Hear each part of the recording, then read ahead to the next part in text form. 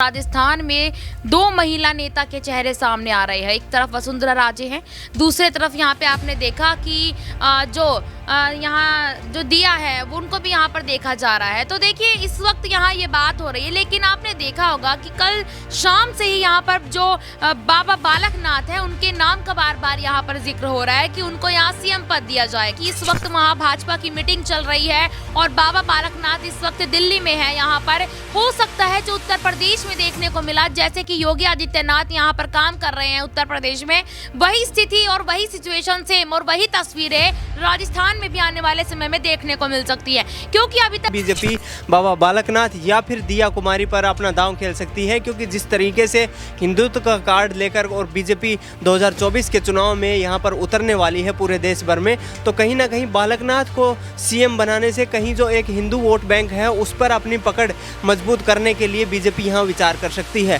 बहरहाल मुझे लगता है सीएम चेहरे के लिए वो भी देखे जा सकते हैं, और दिया कुमारी की जिस तरीके से बात हुई वो भी उनकी तरफ भी बीजेपी रुख मोड़ सकती है। लेकिन आपने बात की कि किस तरीके से मुख्यालय पहुंचते हैं, तो बालकनाथ पे बीजेपी मुझे लगता है विचार करने की सोच रही है, और आने वाले जो दिन है उसमें जो है राजस्थान के सीएम के तौर पे बालकनाथ की जो दशा है वो देखने को मिल सकती है।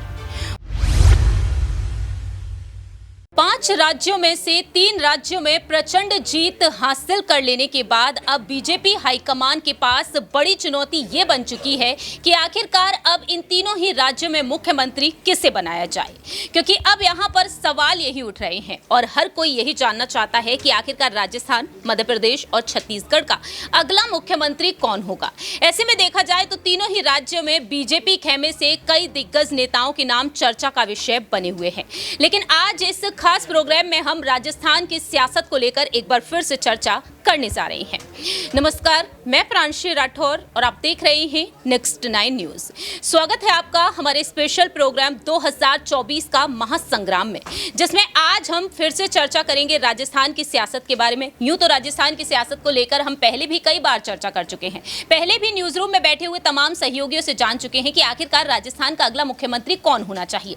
लेकिन आज जो सवाल रहेंगे वो इस आधार पर रहेंगे क्योंकि राजस्थान में अब बीजेपी आ चुकी है और 115 सीटों पर प्रचंड जीत बीजेपी ने हासिल की है। ऐसे में अब सवाल यहां पर वाकई में फिर से उठते हुए नजर आ रहे हैं पूर्व मुख्यमंत्री वसुंधरा राजे पर। लेकिन उनके साथ साथ यहां पर अब देखा जाए तो इस लिस्ट में वसुंधरा राजे के साथ साथ तमाम नाम हैं जो उनसे भी आगे हैं। जैसे कि यहां पर है बीजेपी से सांसद दिया कुमारी, दूसरी ही तरफ यहां पर एक और नाम है वो केंद्रीय मंत्री गजेंद्र सिंह शेखावत का है। इनके अलावा यहां पर दिग्गज नेता किरोड़ी लाल मीणा भी हैं। लेकिन एक नया नाम जो उभर कर सामने आया है वो है महंत बाबा बालकनाथ योगी का।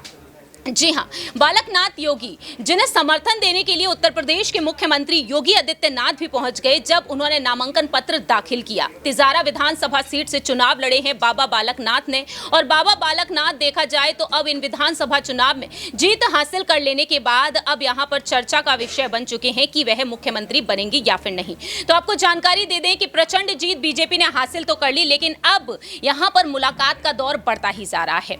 राजस्थान हो या फिर मध्य प्रदेश हो या फिर छत्तीसगढ़ हो। तो आपको बता दें कि आज बाबा बालकनाथ दिल्ली पहुंचे हैं, बीजेपी दफ्तर वह पहुंच चुके हैं, और दूसरी ही तरफ राजस्थान में देखने को मिला है कि जयपुर में वसुंधरा राजे के आवास पर पहुंच चुके हैं कई विधायक और कई कार्यकर्ता। इनमें नाम शामिल है यहां पर कालीचरण सराफ का, वहीं दूसरी ही तरफ यहां पर प्रेमचंद बैरवा का भी, और यहां पर बीजेपी से पूर्व अध्यक्ष भी पहुंच चुके हैं, उनसे मुलाकात की है। और अब देखा जाए तो एक एक करके उनके घर से जिस तरीके से वह बाहर निकलते हुए नजर आए हैं तो उन्होंने अपनी बातें भी रखी हैं। लेकिन आखिरकार यहां पर उनकी मुलाकात की अहम वजह क्या है, यहां पर सवालों के जवाब लेना चाहेंगे न्यूज रूम में बैठे हुए सहयोगियों से। सबसे पहला सवाल यहां पर रहेगा नेहा से कि आखिरकार वह इस पर क्या कुछ कहना चाहेंगी। क्या राजस्थान में इस बार मुख्यमंत्री किसी महिला नेत्री को होना चाहिए या फिर यहाँ पर योगी को अब मुख्यमंत्री बन जाना चाहिए? अगर बनते हैं तो क्या कुछ बड़े बदलाव उत्तर प्रदेश की सियासत की तरह हमें देखने को मिलेंगे? क्या कहती हैं नेहा आप इसको लेकर? देखिए, राजस्थान की आप यहाँ पर बात कर रही हैं, अगर मैं यहाँ देखूँ तो राजस्थान में दो महिला नेता के चेहरे सामने आ रहे हैं। एक तरफ वसुंधरा राजे हैं, दूसरे तरफ यहाँ पे आपने देखा कि जो यहाँ जो दिया है वो उनको भी यहाँ पर देखा जा रहा है। तो देखिए इस वक्त यहाँ ये बात हो रही है, लेकिन आपने देखा होगा कि कल शाम से ही यहाँ पर जो बाबा बालकनाथ है उनके नाम का बार बार यहाँ पर जिक्र हो रहा है कि उनको यहाँ सीएम पद दिया जाएगा। देखिए शायद हो सकता है कि उत्तर प्रदेश की तरह राजस्थान को भी यहाँ देखा जा रहा हो, और हर राज्य में आपने देखा मध्य प्रदेश में भी यहाँ पर जो प्रज्ञा ठाकुर है, साध्वी प्रज्ञा ठाकुर, उनका भी नाम सीएम रेस में यहाँ आगे चल रहा है। तो भाजपा यहाँ पर अपनी अलग रणनीति इस बार बना रही है। और देखिए यहाँ शिवराज सिंह चौहान ने कल अपना एक बयान दिया था जिसमें वो ये कहते नजर आए थे जीत के बाद कि अमित शाह, जो कि गृह मंत्री अमित शाह की रणनीति पर ये सब कुछ हुआ है, सारे चुनाव इस बार रणनीति पर ही लड़े गए हैं, और वो बहुत बहुत धन्यवाद करते आए थे यहाँ पर अमित शाह का। तो देखिए हो सकता है कि भाजपा ने इस बार चेहरे बदलने के बारे में सोचा है। लेकिन यहाँ पर नेहा, आप बालकनाथ को लेकर क्या कहेंगे? क्या कोई बड़े बदलाव यहाँ पर देखने को मिलेंगे? जिस तरह से हमने देखा है कि जो योगी आदित्यनाथ है उत्तर प्रदेश के मुख्यमंत्री बन गए, अब कहीं ना कहीं जो उनका समर्थन बालकनाथ के लिए देखने को मिला है, बीजेपी दफ्तर उनका पहुंच जाना, कैसे देख रही हैं आप? देखिए यहाँ पर जितनी अफरा तफरी में यहाँ डिसीजन लिए जा रहे हैं कि इस वक्त वहाँ भाजपा की मीटिंग चल रही है और बाबा बालकनाथ इस वक्त दिल्ली में है, यहाँ पर हो सकता है जो उत्तर प्रदेश में देखने को मिला, जैसे कि योगी आदित्यनाथ यहाँ पर काम कर रहे हैं उत्तर प्रदेश में, वही स्थिति और वही सिचुएशन सेम और वही तस्वीरें राजस्थान में भी आने वाले समय में देखने को मिल सकती है। क्योंकि अभी तक राजस्थान में कांग्रेस की सरकार थी, और जब भी आप देखिए पर्यटन स्थल है राजस्थान में, कोई घूमने वहाँ पर जाता है, जो तस्वीरें पहले वहाँ नजर आती थी, लेकिन अब ये कहा जा सकता है अब वहां की स्थिति हमें बदलाव में नजर आएगी। वाकई में देखा जाए तो कहीं ना कहीं एक बदलती हुई यहाँ पर रुत नजर आ सकती है अब राजस्थान की सियासत में। अगला सवाल यहाँ पर रहेगा दिनेश से कि आखिरकार राजस्थान की सियासत को अब वह किस तरह से देख रहे हैं। बीजेपी हाईकमान जिस तरीके से रणनीतियां बनाती हुई नजर आई है, और ऐसे में वसुंधरा राजे के लिए यहाँ पर क्या कुछ सोच विचार किया गया है इस बार, कैसे देख रहे हैं आप? क्या वाकई में वसुंधरा राजे के लिए कोई अहम सोच विचार यहाँ पर किया गया है, या फिर मुख्यमंत्री पद को छोड़कर अब उनके लिए यहाँ पर कुछ भी नहीं बचता है? देखिए जहाँ तक मुख्यमंत्री पद का सवाल है तो कहीं ना कहीं फेवरेट के तौर पर तो अभी भी वसुंधरा राजे सिंधिया बनी हुई हैं, लेकिन यदि 2024 के चुनावों को ध्यान में रखा जाए, उनको चुनाव को मद्देनज़र रखते हुए कहीं ना कहीं बीजेपी बाबा बालकनाथ या फिर दिया कुमारी पर अपना दांव खेल सकती है। क्योंकि जिस तरीके से हिंदुत्व का कार्ड लेकर और बीजेपी 2024 के चुनाव में यहाँ पर उतरने वाली है पूरे देश भर में, तो कहीं ना कहीं बालकनाथ को सीएम बनाने से कहीं जो एक हिंदू वोट बैंक है उस पर अपनी पकड़ मजबूत करने के लिए बीजेपी यहाँ विचार कर सकती है। बहरहाल आपको बता दें प्रांसी की वसुंधरा राजे सिंधिया बीजेपी का सबसे चर्चित और सबसे लोकप्रिय चेहरा है राजस्थान में।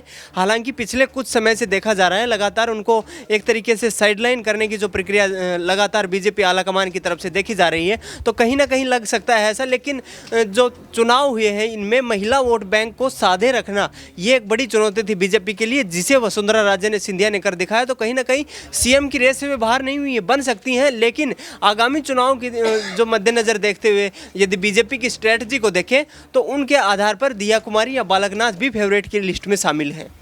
वाकई में देखा जाए तो यहाँ पर इन दोनों ही दिग्गज नेताओं के नाम भी चर्चा में है। अगला और आखिरी सवाल यहाँ पर सिराज से रहेगा कि आखिरकार राजस्थान की सियासत को वह किस नजरिए से देखते हैं, क्योंकि यहाँ पर बीजेपी दफ्तर पहुंचना बालकनाथ का, और दूसरी ही तरफ वसुंधरा राजे से कई कार्यकर्ता और विधायकों का मुलाकात करना, आखिरकार यहाँ पर इस मुलाकात के सियासी मायने क्या कुछ हो सकते हैं?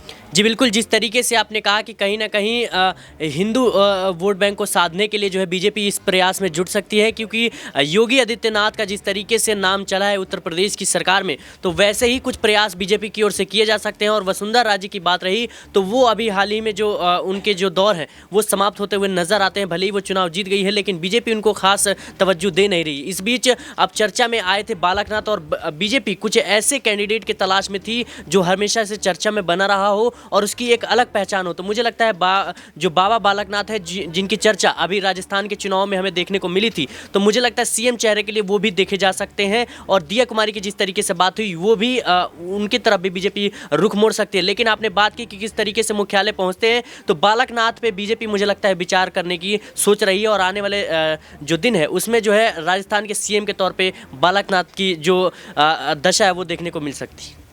वाकई में देखा जाए तो अब यहाँ पर यही देखना होगा कि आखिरकार राजस्थान की सियासत को ध्यान में रखते हुए, राजस्थान के अगले मुख्यमंत्री को ध्यान में रखते हुए बीजेपी आखिरकार कब बैठक बुलाएगी।